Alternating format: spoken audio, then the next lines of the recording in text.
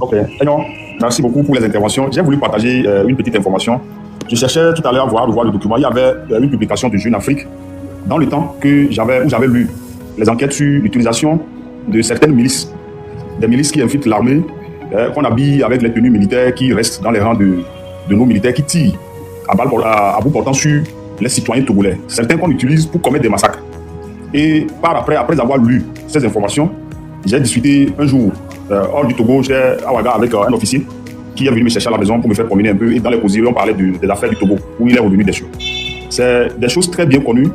C'est des personnes qui ont sévi aussi au temps de Blaise Compaoré, qui sévissent encore en Côte d'Ivoire, qui sévissent au Togo, et qui ont sévi aussi au Gabon, qui continuent de sévir à Brazzaville, au Congo-Brazza.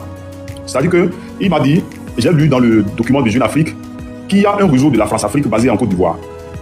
Une société de gardiennage dirigée par un ancien membre de la DGSE, qui est à la retraite, un gros cadre de la DGSE qui est à la retraite, qui a créé une société de gardiennage en Côte d'Ivoire. Et cette société de gardiennage emploie des militaires, des policiers, des gendarmes, tous les corps confondus, des personnes reformées.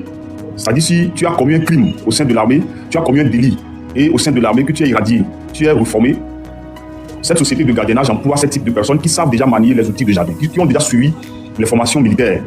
Donc, c'est des éléments qu'on loue en cas de crise dans des pays de la France-Afrique. Les accaboulés, comme les Ivoiriens les appellent là, il y a certaines personnes, vous allez les voir, ils peuvent être des Togolais, certains peuvent être des Béninois, certains peuvent être des Nigériens qui sont très pro-français, certains peuvent être des Burkinabés, des Maliens. Mais que cette mini-mercenaires. Des mini-mercenaires. Oui. Voilà, des mini-mercenaires en quelque sorte, mais qu'en temps plein, vous allez les voir comme des gardiens. Ils occupent la place des gardiens, ils font office de gardiens de maison, ils peuvent servir aussi de renseignement en même temps.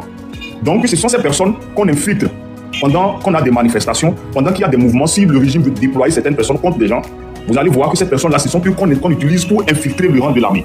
Mais à leur tête, il y a des éléments togolais qui les conduisent. C'est un réseau de la France-Afrique bien huilé qui sert effectivement à affaiblir les mouvements. À chaque fois qu'il y a un mouvement, il y a des soulèvements dans un pays, la France est toujours derrière et ce réseau travaille directement avec l'Élysée.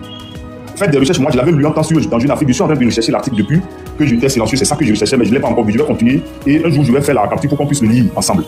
Donc c'est là où nous ne devons pas négliger l'ampleur de la France-Afrique dans notre lutte. Tout récemment, nous avons tous soutenu Koné Bagbo de la Côte d'Ivoire. Il n'était pas en Côte d'Ivoire, il n'était pas sur le sol, sur le territoire ivoirien, il était en France. Mais depuis la France, si vous avez écouté sa propre version de comment on a tendu des guet-apens, comment on a essayé de monter des scénarios pour que même après l'avoir acquitté de tout, qu'on puisse trouver un moyen pour venir l'enlever encore, d'où il a trouvé l'occasion. Et même dans certains aéroports, les Français, il y a des Français encore qu'on a mis dans certains aéroports, où il disait qu'il est arrivé dans un aéroport et quelqu'un disait de le reconnaître.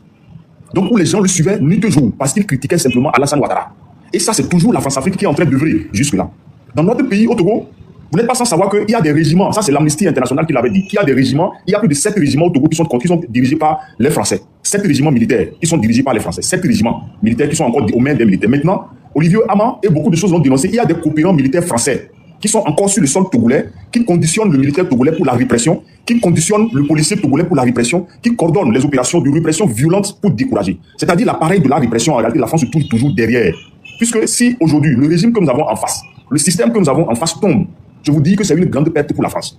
C'est une grande perte pour la France. Voir par exemple le régime de Gnassingbé tomber, c'est perdre la main, puisque le Togo représente un laboratoire idéologique, un laboratoire politique. Vous voyez ceux qui sont en train d'essayer de nous faire absorber, de nous faire avaler qu'on appelle la 5e République, c'est un test pour toute l'Afrique. Si ça passe au niveau du Togo, si les Togolais se taisent, et que cette histoire devient un fait accompli, si nous assumons, et que nous restons là simplement pour dire que bon, on va subir, et que Dieu va venir nous sauver, demain vous allez voir d'autres pays de l'Afrique vont les emboîter les pas. Si la Côte d'Ivoire ne prend pas, vous allez voir d'autres pays d'influence france-africaine vont encore refaire la même chose. Ils reprendront ce que nous sommes en train de faire. Ici, c'est une expérimentation. La France est juste en train d'expérimenter des méthodes encore pour nous retarder pour des années. C'est la raison pour laquelle nous devons faire les deux combats. On ne peut pas mener des combats séparés. Combattre déjà le régime dictatorial que nous avons, c'est combattre la France-Afrique. Combattre la France-Afrique, c'est combattre aussi ce régime. Parce qu'aujourd'hui, à l'heure où nous sommes en train de vous parler, Franck Paris, qui était le monsieur Élysée auprès de Macron, un ami personnel de Macron, est le représentant du Faure Gnassingbé auprès de l'Élysée. C'est son porte-parole. C'est le porte-parole du Faure Gnassingbé au sein de l'Élysée. Et il y a plein